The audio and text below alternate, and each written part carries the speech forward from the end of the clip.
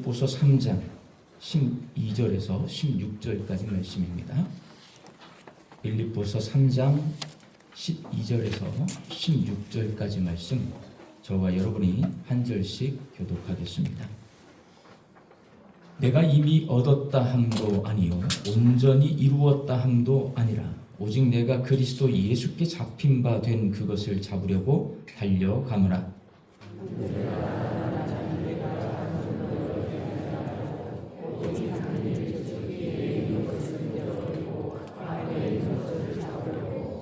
표대를 향하여 그리스도 예수 안에서 하나님이 위에서 부르신 부름의 상을 위하여 달려가노라.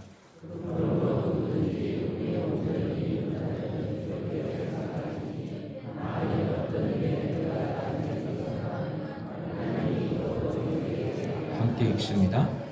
오직 우리가 어디까지 이르렀든지 그대로 행할 것이라. 아멘.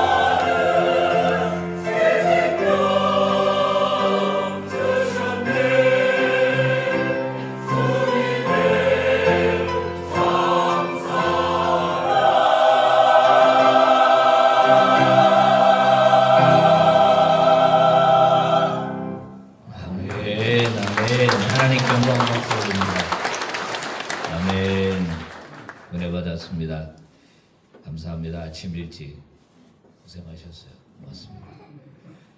자, 옆 사람하고 인사합니다. 새벽에도 은혜 주실 줄 믿습니다. 이렇게 한번 감사합니다. 기도하겠습니다. 하나님 고맙습니다. 이 새벽에도 새벽을 깨우며 아버지 앞에 나온 성도들이 있습니다. 하루의 첫 시간 아버지 우리를 이렇게 믿음 있는 사람으로 세워주셔서 감사합니다. 예물 드린 손길도 있습니다.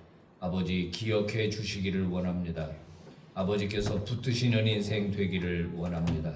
여호와의 주권을 인정하며 아버지께 예물을 드릴 때 아버지가 내려주시는 은혜와 복으로 충만하게 하여 주옵시고 저들을 통하여 일하여 주시며 저들을 통하여 영광 드러내 주옵소서. 나만 누리는 복이 되지 않게 하시고 끊임없이 나눠주며 흘려주며 살리는 인생 되게 하여 주옵소서. 감사하는 자에게 더 많은 감사의 조건이 넘치게 하여 주시옵소서. 말씀 들고 부족한 종 이 새벽에 섰습니다. 아버지 붙들어 주시기를 원합니다. 아버지 말씀에 신실한 도구로만 사용하여 주옵소서. 존귀하신 예수님 이름으로 봉헌기도 드리옵나이다. 아멘. PPT 주시겠습니까? 멈출 수 없는 이유라는 제목으로 말씀을 증거합니다. 광고 업계에서 상을 받은 유명한 이 카피가 있습니다. 여러분 들어보신 적이 있을 겁니다. 열심히 일한 당신 떠나라. 어떤 카드 회사에서 만든 카피로 알고 있습니다. 여러분 열심히 일한 사람, 평상시 정말 최선을 다해서 일한 사람에게 휴식은 꼭 필요한 겁니다. 휴식이 있어야 재창조의 역사가 일어나고 휴식이 있어야 다시 열심히 달려갈 수가 있습니다. 글도 띄어쓰기가 돼야 되고 단락이 나누어져야 가독성이 올라가거든요. 열심히 일하고 정말 최선을 다해서 일한 사람에게 휴식은 꼭 필요한 것입니다.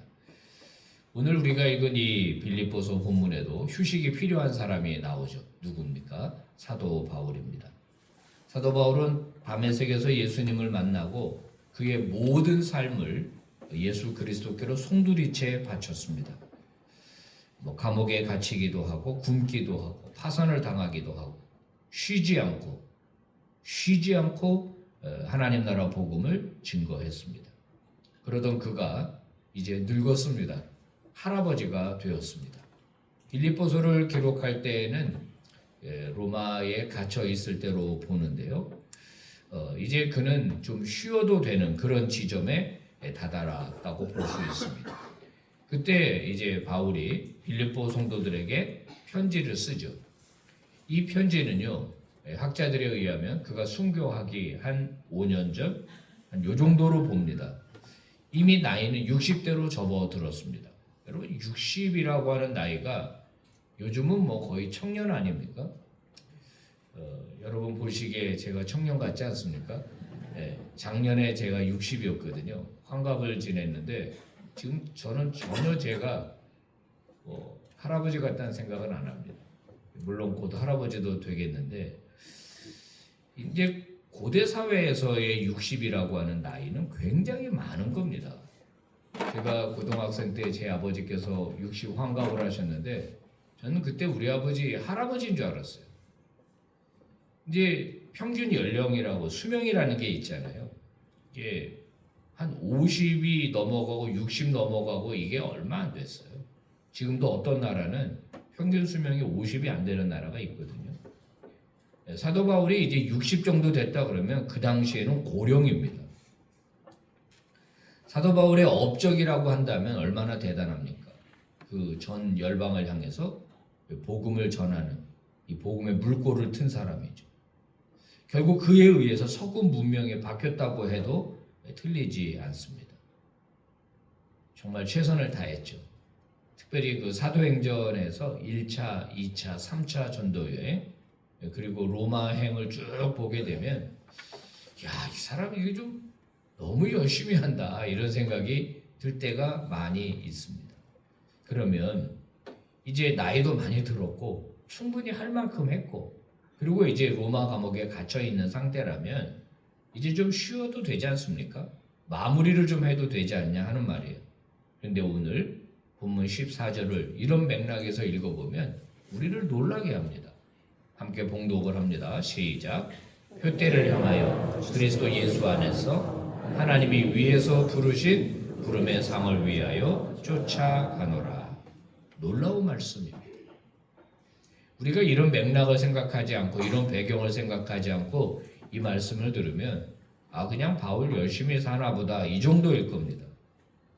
다시 말씀드리지만은 나이는 이제 60대에 접어들었고 인생을 마무리할 시기입니다. 그런데 뭐라고 말해요? 달려가겠다는 거예요. 쫓아가겠다는 겁니다. 일 중독에 걸린 사람 아닌가? 이런 생각이 들 정도예요. 아니 무슨 과업지상주의에 사로잡힌 사람인가? 뭘 또 달려가겠다 그러는가? 여러분 우리도 일과 사역에 지칠 때가 있지 않습니까? 이 정도면 하나님께 충분히 헌신했다라고 느낄 때가 있지 않습니까? 내가 무슨 목회자도 아닌데 이렇게 열심히 할 필요가 있어? 이만큼 충성했으면 된 거 아닌가? 그런 생각을 합니다. 또 그런 경우는 아니지만은 교회에서 일을 하다 보면 욕을 먹을 때가 있습니다. 우리 어머니가 그랬어요. 열심히 일하는 며느리가 그릇을 깨는 거다. 여러분 주변에서 열심히 했는데 소리를 들으면은 그만하고 싶어져요. 그만하고 싶어. 어떤 교회의 전사회 회장이 교회를 안 나와요. 왜 안 나오냐 그랬더니 이 교회는 커튼이 없는데 옛날에 커튼들 많이 이렇게 했잖아요. 커튼을 잘 해가지고 이렇게 해놨는데 몇몇 사람이 색깔이 이게 뭐냐 그런 거예요. 상처받은 거예요. 본인은 최선을 다해서 했는데 이 커튼 색깔이 이게 뭐냐. 그러니까 그만 상처받아 버린 거예요. 야, 내가 이 직분만 내가 마치면 내가 은퇴만 하면 내가 이 교회 떠난다. 내가 아주 그냥 힘들어서 그만해야 된다. 이렇게 생각하는 사람들이 있거든요. 여러분 내 헌신, 내 봉사, 하나님을 향한 내 충성을 내가 내 나름대로 수량화해서 이 정도면 된 거 아닌가? 이 정도면 된 거 아닌가라고 생각하는 것은 여러분 이것은 큰 오류라고 할 수 있는 거예요. 과연 얼마큼 하면 된다라는 기준이 있어요? 그렇지 않습니다. 자, 가정에서도 마찬가지고 일터에서도 마찬가지입니다. 최선을 다해서 일하다가 지칠 때가 오거든요. 사표 던져버리고 그냥 쉬어버릴까? 이런 생각하는 분들이 계실 겁니다. 자, 오늘 본문에서 사도 바울이 이렇게 달려가겠다고 하는 이유가 뭡니까? 왜 이렇게 멈추지 않겠다고 하는 거예요? 그것은 바로 그에게 임한 주님의 은혜 때문입니다. 여러분 아시는 대로 바울은 예수님과 예수를 믿는 사람들을 몹시 싫어했던 사람입니다. 싫어했던 정도가 아니죠. 그 당시 열심당이었던 사울 입장에서는 이것은 이 세상에서 사라지게 해야 할 대상입니다. 기독교는 없어져야 할 대상이에요. 이단 중의 괴수입니다. 박멸해야 돼요. 그래서 다메섹까지 원정을 자처한 겁니다. 가서 내가 체포해 오겠습니다. 이것들 완전히 이번에 뿌리 뽑아야 됩니다. 이를 갈면서 그 맹수의 이미지가 사도행전 8장 9장에 나오거든요. 그랬던 바울입니다. 그런데 어떻게 됐습니까? 사도행전 9장에서 예수님이 부활하신 예수님이 그를 만나주죠. 그죠? 그래서 그를 자신의 제자로 삼으시고 종으로 삼으시고 그에게 사명을 맡기십니다. 그런데 사울 같은 사람, 그 당시에 사울 같은 사람, 그리스도인들이 피하고 싶은 1순위였거든요. 만나기 싫은 사람이 1순위가 사도 바울입니다. 그 사람을 피해야지 살아서 남을 수가 있었어요. 그러면 예수님 입장에서 그런 사울이라고 하는 사람을 어떻게 처리하면 좋겠습니까? 이런 인간은 본보기를 보여줘야 되는 거 아니겠어요? 예수 믿는 사람 죽이니까, 기독교를 박해하니까 이런 인간은 샘플로 말이에요. 이건 제 생각입니다. 여러분 용서하세요. 그런 생각을 제가 해본 적이 있었어요. 갑자기 날벼락을 내리는 거예요. 지지지지 그래가지고 다 괜찮은데 사도 바울만 벼락을 맞았고 새카맣게 타서 죽게 만들어. 그러니까 그러면은 뭐가 되죠? 샘플 본보기가 되는 거예요. 지난주 김현준 목사님 설교도 나무하러 갖다 죽이는 거예요. 본보기로 만들어 버리는 거예요. 그럼 다시는 나무하러 안 가겠지. 아니면은 그렇게 죽이는 건 조금 축복이야. 차라리 악성 전염병에 걸리게 해가지고 평생 막 얼굴에 발진 나고 막 가려워서 괴로워하면서 죽게 만들어야 될 것 같은데 예수님은 그런 사람을 사로잡으셔서 종을 삼으신 거예요. 여러분 바울에게 있어서 다메섹 경험은요 그의 삶을 완전히 뒤집어 놓은 거예요. 진짜 멘붕이 왔을 겁니다. 아니 이단 중에 괴수인 줄 알았는데 그분이 하나님의 아들이라는 걸 그날 알았어요. 바울은 시력을 잃어버리죠. 더듬 다메섹으로 들어가서 아나니아라고 하는 선지자를 통해서 눈이 떠지게 되고 계시를 받게 되고 금식을 하면서 아마 그것이 이 바울의 인생에 있어서 큰 전환점이었던 거예요. 바울은 생각했겠죠. 나를 심판하셔도 되는데 내가 큰 잘못을 저질렀는데 나를 용서해 주셨구나. 나를 용서해 주셨구나. 그리고 나를 당신의 종으로 삼아 주셨구나. 그리고 이후부터 바울은 이 하나님의 은혜에 이끌려서 복음을 전하는 자로 살아가게 됩니다. 여러분 우리에게도 이런 은혜가 필요합니다. 지치면 좀 쉬기도 해야 되겠고 사람들의 인정과 격려도 필요합니다. 그러나 궁극적으로는 하나님의 은혜에 사로잡히는 일이 우리 인생 가운데 있어야 해요. 그래야 그 은혜가 우리를 끌고 가는 것입니다. 예레미야 선지자를 여러분 잘 아시죠? 정치적으로 가장 혼란했을 때 남유다 말기에 부름받았던 하나님의 종입니다. 하나님은 예레미야를 용기를 주시고 하셔가지고 못한다고 하는 사람을 설득을 해서 하나님의 종이 되게 하셨습니다. 하나님이 이제 그에게 말씀을 주셨죠. 앞으로 예루살렘은 불탈 것이다. 파괴될 것이다. 많은 사람이 여기서 죽을 것이다. 그리고 종으로 끌려갈 것이다. 그러니까 바벨론과 싸우지 말아라. 전쟁하지 말아라. 전쟁하면 할수록 죽는다. 차라리 그냥 끌려가라. 이건 하나님의 심판이고 하나님의 계획이다. 이게 예레미야에게 주어진 하나님의 메시지였습니다. 예레미야는 자기의 조국이 불탈 것을 이미 이제 하나님께 들어서 알고 있어요. 멸망할 거를 알고 있습니다. 눈물의 선지자라고 하는 거예요. 그런데 그가 열심히 사역을 하니까 어떻게 됐습니까? 굉장히 힘들어졌어요. 주변에서 욕을 하는 거예요. 너 바벨론 첩자지? 너 돈 먹었지?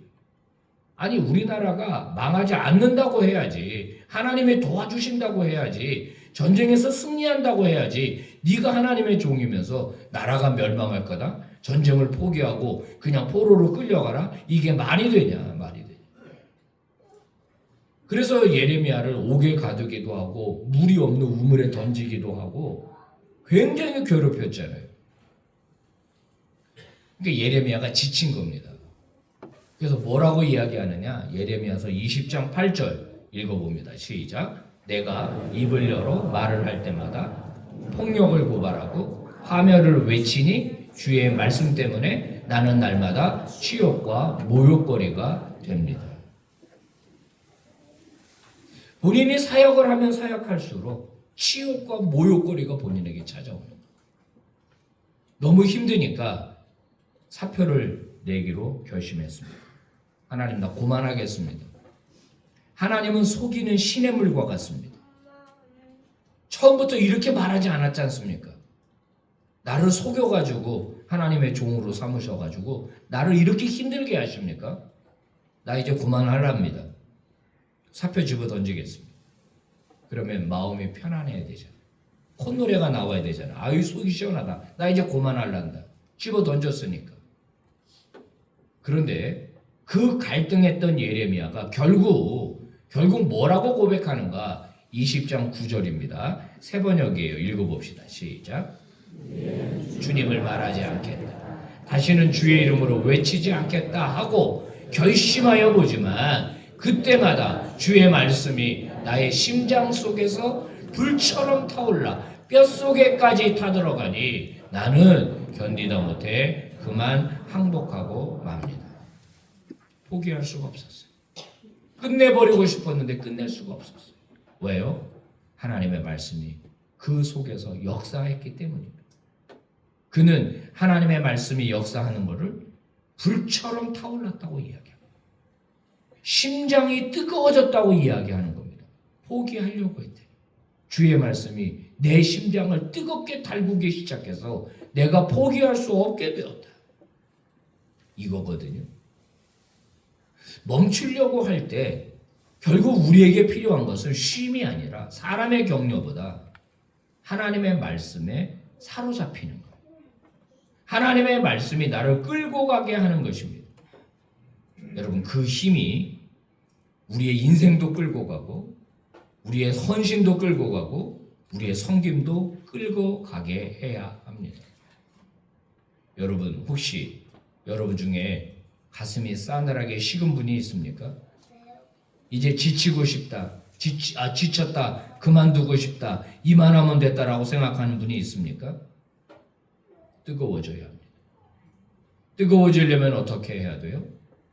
뜨거운 데 가야 되는 거예요. 뜨거운 데 가야 뜨거워지는 겁니다. 그래서 은혜 받는 자리를 사모하라는 거예요. 은혜 받는 자리. 은혜 받는 자리에 가서 나를 그 은혜에 노출시켜야 되는 겁니다. 여러분, 오늘 새벽에 많이 오셨는데 만약에 오늘 새벽에 안 나오시고 지금 집에서 주무신다고 생각해 보세요. 은혜를 받을 수가 없는 거예요. 여러분, 뜨거운 은혜를 받았던 경험을 한번 생각해 보세요. 그날 거기 가지 않았다면 나는 그날 말씀을 들을 수가 없었어요. 그날 거기 가지 않았다면 내가 변화될 수 없었어요.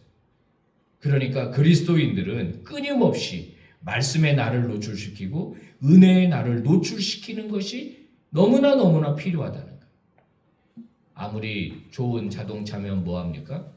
시동이 걸려야지. 엔진이 뜨거워져야 자동차가 움직이는 거 아닙니까? 바로 이런 은혜가 우리에게 필요합니다. 사도행전에서 만나는, 즉 복음서 마지막에 만나는 제자들은 좀 바보들 같습니다. 제자들이 빈 무덤을 확인했는데, 예수님이 부활한 현장을 확인했는데 그들은 시신을 누가 도둑질해 갔다고 믿었습니다. 아니라고 예수님을 만난 마리아가 가서 전해줘도 믿지 않았습니다. 예수님은 부활했는데 그들은 숨어 있었습니다.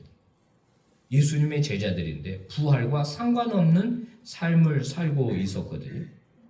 그런데 어땠습니까? 그들이 어떻게 변화되죠? 사도행전 2장이 기점이에요. 오순절 성령 강림 사건이 일어납니다. 그래서 모든 사람에게 성령이 충만하게 임해져요. 거기 보면 성령이 불같이 바람같이 나타납니다. 시각적 효과와 청각적 효과가 나타나는데 각 사람 머리 위에 불이 하나씩 있었다 그랬어요. 불의 혀처럼 갈라집니다.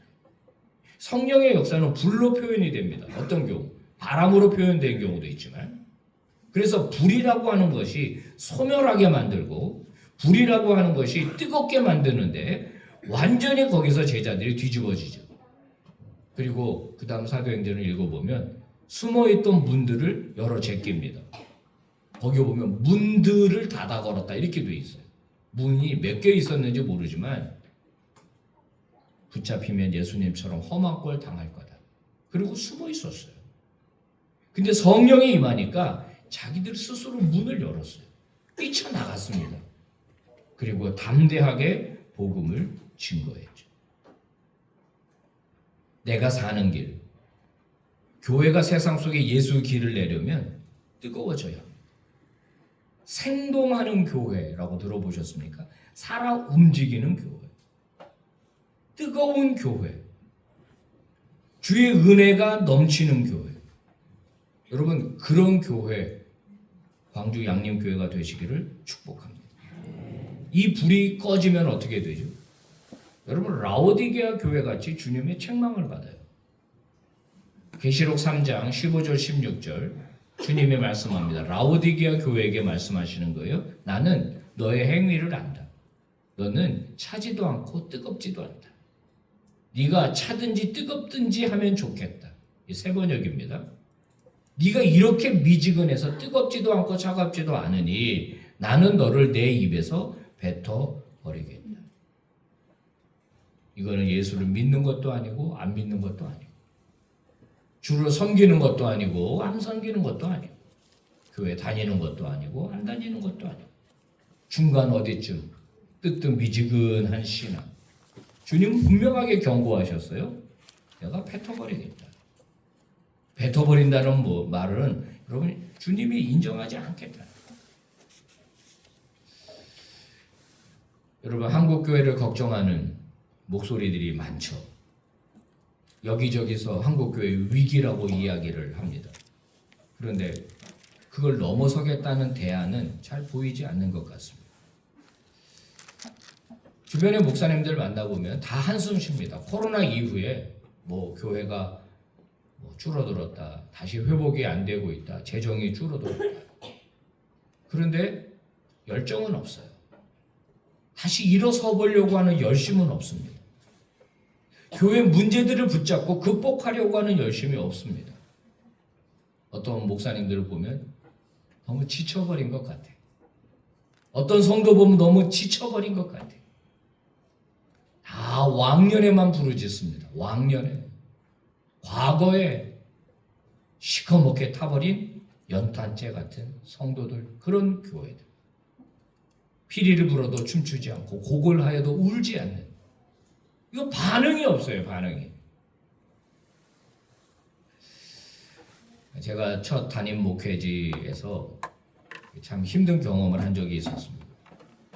어저께는 이제 교회 부흥과 성장에 대하여 말씀드렸습니다만은 그 부흥과 성장, 그러니까 그냥 용서하십시오. 제가 13년 목회했는데 교회는 3배로 성장을 했습니다. 숫자만 보고 말할 건 아니지만 그래도 400명이던 교회가 1200명이 됐어요.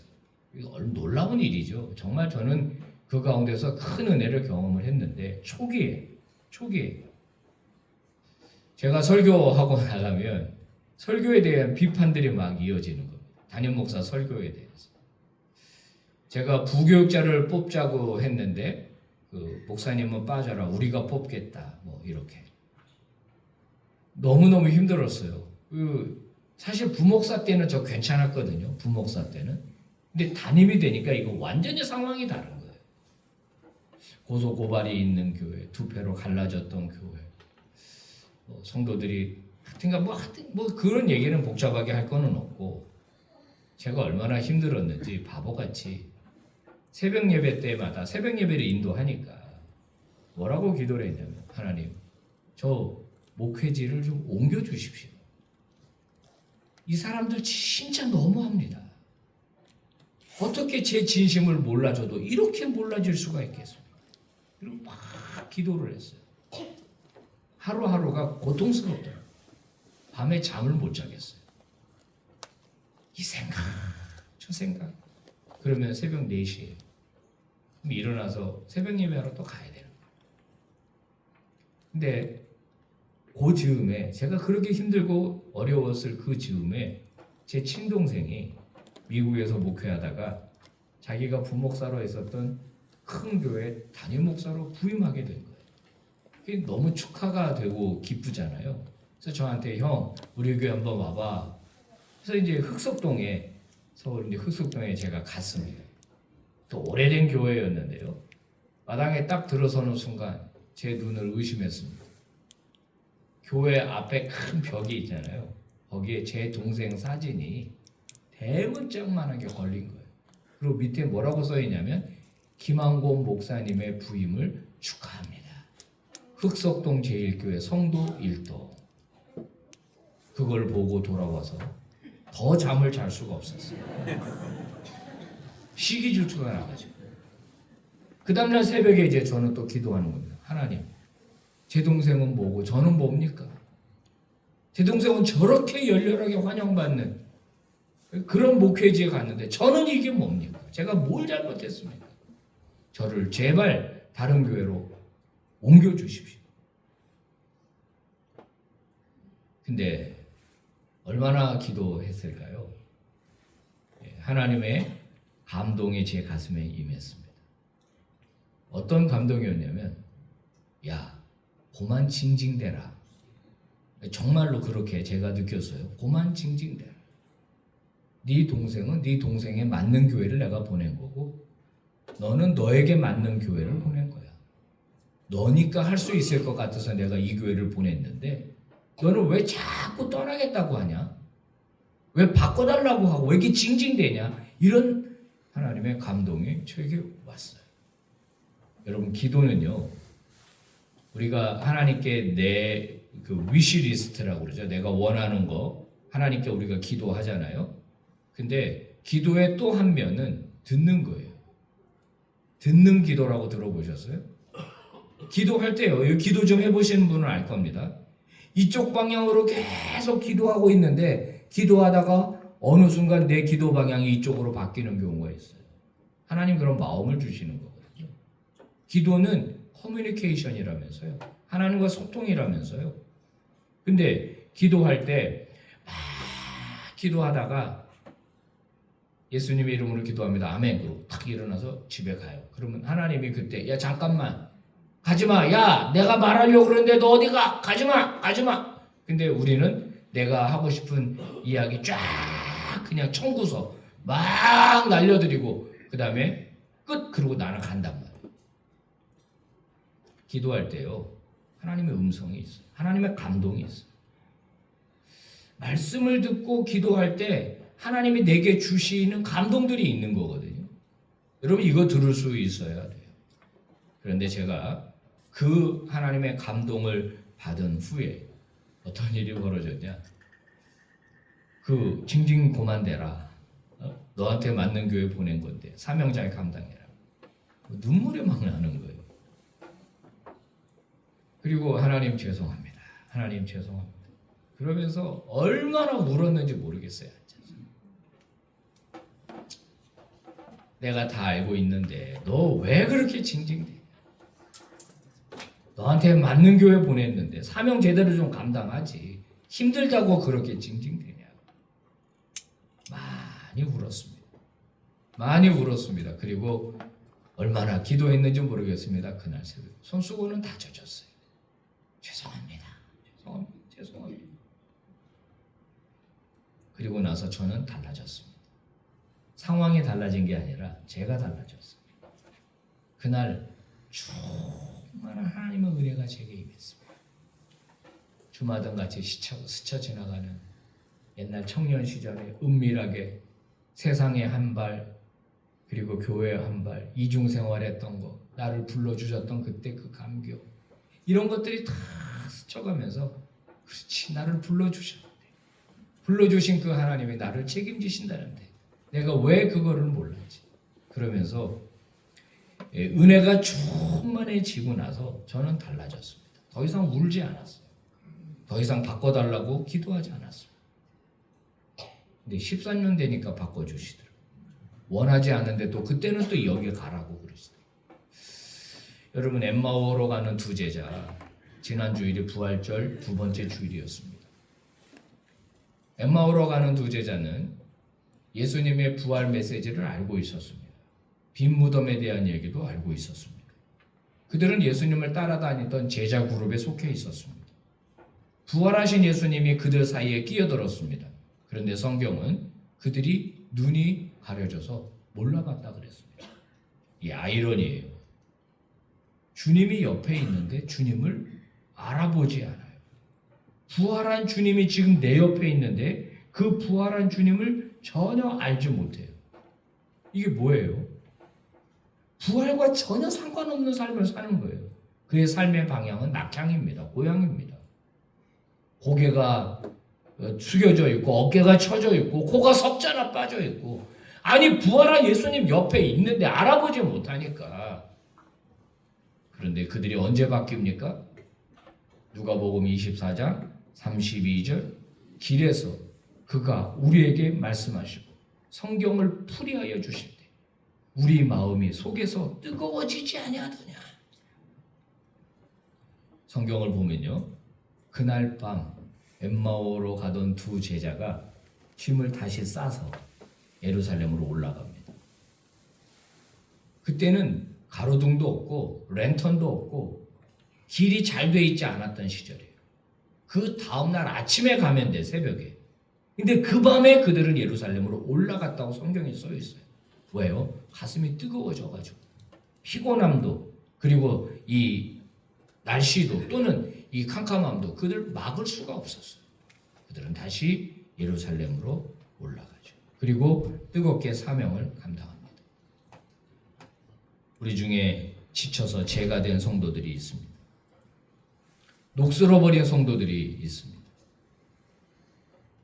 방법은 하나밖에 없습니다. 하나님의 은혜를 다시 회복하는 것.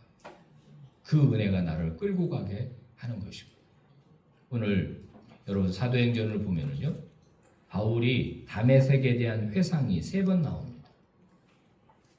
9장에도 나오고요, 뒤에 자기 동족들에게 말할 때도 나오고요, 아그리빠 왕에게도 이야기합니다. 이게 뭘 말하는 줄 아세요? 바울은 늘 다메섹을 회상한 거예요. 그때 그 자리로 돌아간 겁니다. 나를 살려주신 은혜, 나를 용서하신 은혜, 나에게 사명을 주신 그 은혜를 붙드는 거예요. 계속 그렇게 하는 겁니다. 여기에서는 의지적 결단이 필요합니다. 의지적 헌신이 필요합니다. 나를 계속 그 자리로 데려가는 거예요. 그러면 우리 마음은 다시 뜨거워지고 우리의 마음은 다시 불타오르기 시작합니다. 주변에 우리 교회에도 계신데 은퇴하셨음에도 불구하고 열심히 주의 일을 감당하는 그런 권사님들, 장로님들이 계셔요. 제가 속으로 그럽니다. 저거 은퇴 안 하셨다. 직에는 은퇴했을지 모르지만 사명에는 은퇴를 안 하셨다. 그게 맞는 거 아닌가요? 그게 맞는 거 아니에요? 아멘입니까? 신앙생활은 경주하는 삶입니다. 42km를 끝까지 달려가야 끝이 납니다. 언제 끝이 납니까? 주를 향한 우리의 사랑과 우리의 헌신과 우리의 충성은 우리가 이 땅을 떠나는 그날 끝이 나는 겁니다. 힘드세요? 그렇게 말하니까? 우리가 이 땅에서 우리의 숨을 거두는 그 순간이 주를 향한 우리의 충성을 멈추는 날입니다. 여러분 끝까지 충성하십시오. 그리고 주의 은혜가 나를 끌고 가게 하십시오. 충만한 은혜로 넉넉히 이기시는 믿음의 종들이 되시기를 바랍니다. 오늘 말씀 같이 봉독해 볼까요? 시작. 표대를 향하여 그리스도 예수 안에서 하나님의 위에서 부르신 부름의 상을 위하여 달려가노라. 아멘. 기도하겠습니다. 하나님 아버지 고맙습니다. 감사합니다. 이 새벽에도 말씀 주셔서 감사합니다. 주의 은혜가 나를 사로잡기를 원합니다. 내가 끌고 가는 인생이 아니라 은혜가 끌고 가는 인생이 되기를 원합니다. 나를 불러주신 그때, 나를 만져주신 그때, 나를 안아주신 그때, 아버지 그때를 기억하게 하여 주시옵소서.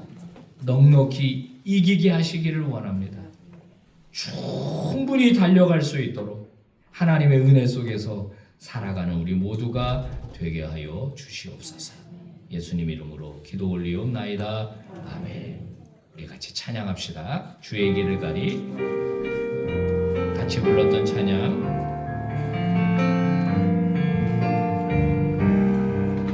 이 찬양할 때 우리의 결단도 함께 올려드리면 좋겠습니다. 비바람이 앞길을 막아도 나는 가리 주의 길을 가리 눈보라가 앞길을 가려도 나는 가리 주의 길을 가리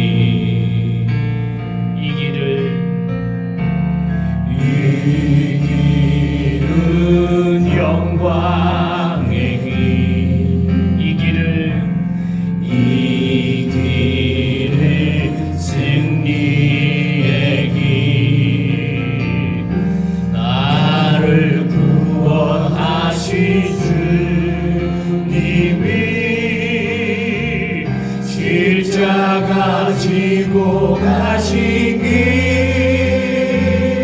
나는 가리라 나는 가리라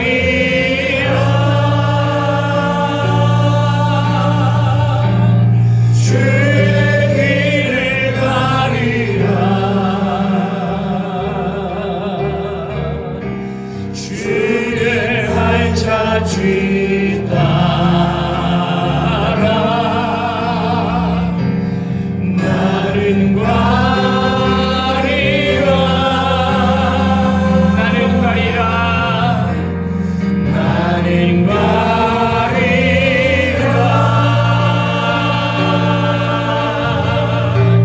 주의 길을 가리라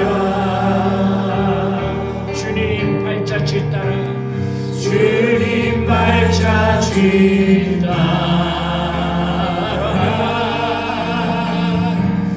나는 가리라 2절 합시다. 험한 파도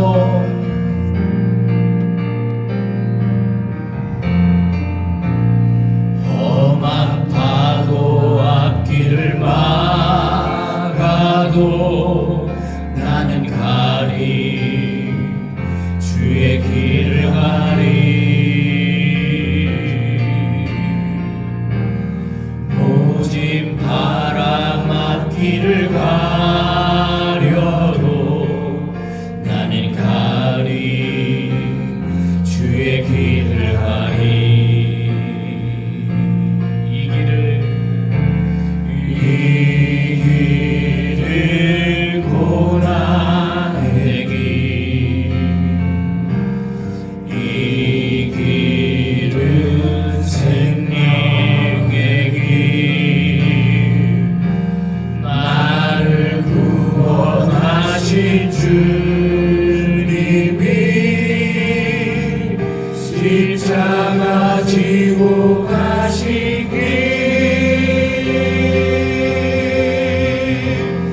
나는 가리라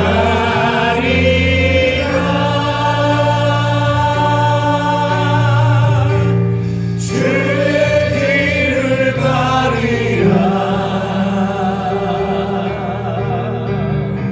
주님 발자 뒤 따라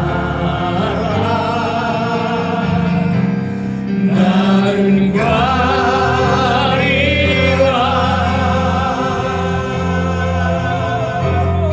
나는 가리라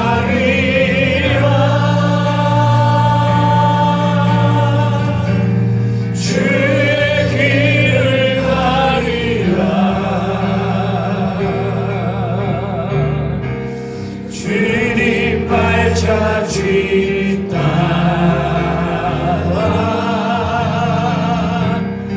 나는 가리라